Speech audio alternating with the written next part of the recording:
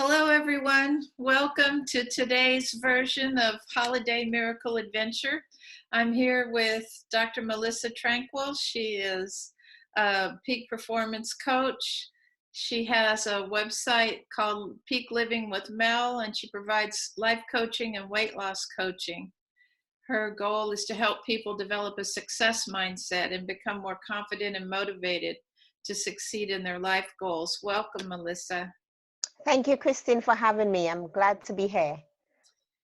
As you know, we're really focused on one question in this miracle adventure. Tell me about a time when the embodiment of love created a miracle in your life. That is such a beautiful question, Christine. You know, there are times in all our lives when we go through various challenges, and it is love, whether it's from a loved one, from family, friends, or the love of God. It's the embodiment of that love that helps us to emerge victorious.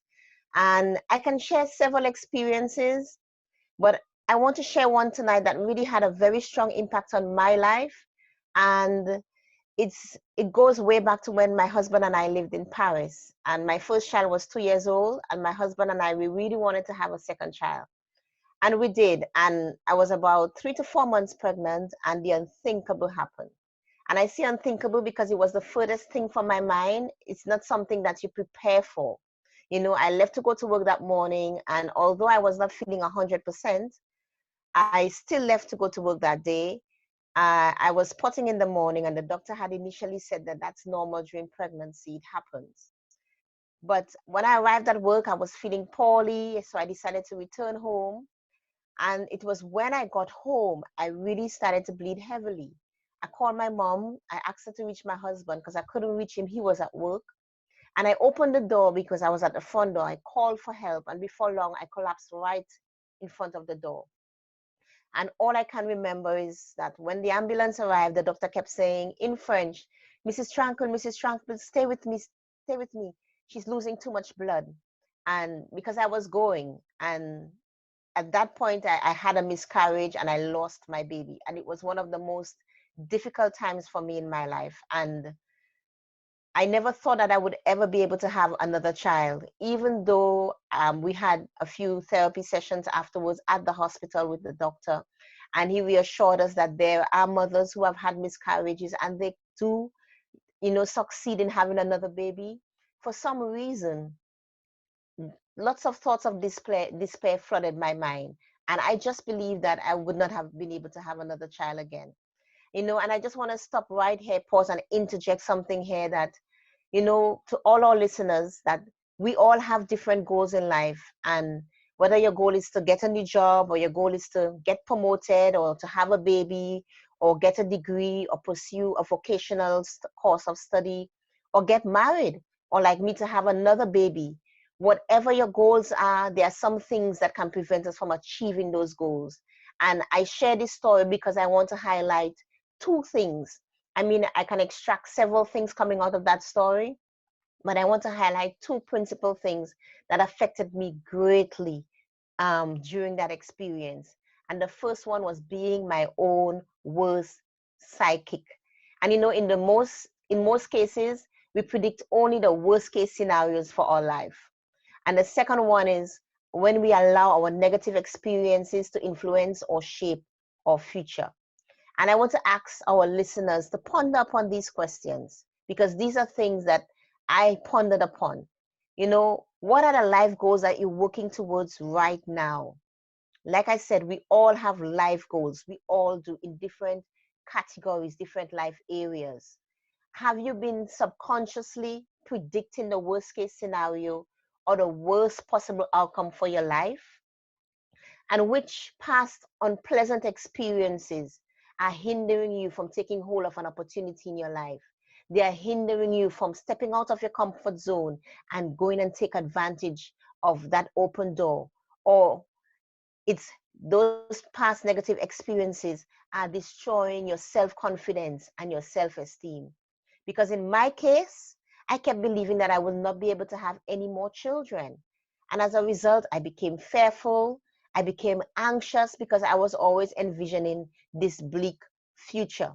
Fortunately, I did get pregnant a year later, but I experienced a repeated trauma every time I visited the loo. I kept anticipating whether I'd be passing out the child. I kept looking, and it was so uncomfortable. The anxiousness, the feeling fearful, the negative thoughts, the despair. I had to let go of all those negative vibrations. So I had to stop. I meditated and I made the decision, because everything that we do, it's made out of a decision. It's a choice that you make. And even when you don't make a decision, like my husband always says, you've made a choice not to make a decision. So I made a decision. Hey, I've got to let go of all those negative vibrations, not just for me, not just for my own well-being, but more so for my child. And it was the love of my husband also, and the love of God, being a prayerful person, that helped me greatly to let go of those negative emotions and those negative thoughts, and to begin to live in the moment. And when I say live in the moment, I had to relearn to experience the joy of the moment. I had to relearn how to remain hopeful for my future. I began believing again for my success and for good things to come to me. I began taking it one moment at a time and enjoying the beautifulness, if that's a word, my own word, enjoying the beauty of being pregnant, the beauty of bringing forth a child into the world, because it's a wonderful experience. And I would not have been able to enjoy that if I continued to harbor all those negative thoughts and be my own worst psychic. Now, there is one thing that I also did, which I want to share with our listeners, and perhaps it can help them too in whatever situation that they're going through in their life. And it's a technique that I use. And this technique in neurolinguistic programming is called future pacing. Now, according to Neil Shah, this is where a person imagines enacting changes in behavior in a specific context. So if you were to use a work context, for instance, if you find yourself always easily distracted, or as a result, you're very unproductive at work or in business, and you've picked up a lot of bad habits because you get distracted easily and you don't get your work done, then what they could try doing is mentally rehearsing themselves, sitting down to work, engaging in a specific task. What is that specific task that you usually engage in? And see yourself carrying out that task without any distractions. See yourself carrying out that task being efficient with your time and being more productive. And then take a note of how you feel and what you're doing. Or perhaps it may be a negative email that you get from a customer, and it triggers you into emotional eating, and you find yourself going in a downward spiral. So all that you plan to do for the day doesn't get done. Then it's time to do some future pacing and mentally rehearse how you would like to behave and react when you receive a negative response from a customer. And you play out that specific experience in your mind. You see yourself calm, collected, professional. Because that's what I did with my future pacing as well. I had to mentally rehearse, play it out in my mind, going through each and every day, being pregnant, taking a walk, smelling the flowers, feeling the baby kick, playing it out in my mind. So what it does is that it raises all those positive emotions and help you to become more mindful of the moment. You see, because when you engage in future pacing, Christine, it not only modifies your behavior, but it modifies your response to certain triggers or your response to certain experiences. And then this also causes you to think differently about your future. So to all our listeners today, do you ask yourself, do you need to start thinking differently about your future? Do you need to have more faith in your dream? Do you need to stop envisioning the worst case scenario for your life? And do you need to stop letting your past failures shape your vision of the future? Carol Dweck, I love this quote from Carol Dweck from her book Mindset. And she says in that book that failure can be a painful experience, but it doesn't define you. It does not define you. It's a problem to be faced with, dealt with, and learned from. So whatever experience you've had in the past and you think like you've been a failure, it's time to let it go. Or you feel like a failure, you feel like you've been a poor mom, or you feel like you've not done well enough, it's time to let it go. Learn from that experience and let it go. Let go all those negative thoughts. Let go all those negative emotions. You know, as a life coach, Christine, I work with clients to help them overcome all those limiting beliefs and mental programming that block their success. So I really want to encourage all of our listeners, you know, to start believing for a successful outcome, whatever your goal may be. Because like I mentioned, we all have goals, whether it's career goals, whether it's business goals, whether it's personal and health goals, whether it's financial goals. We all have goals in life. And those negative thoughts, those negative emotions can hinder you from achieving those goals.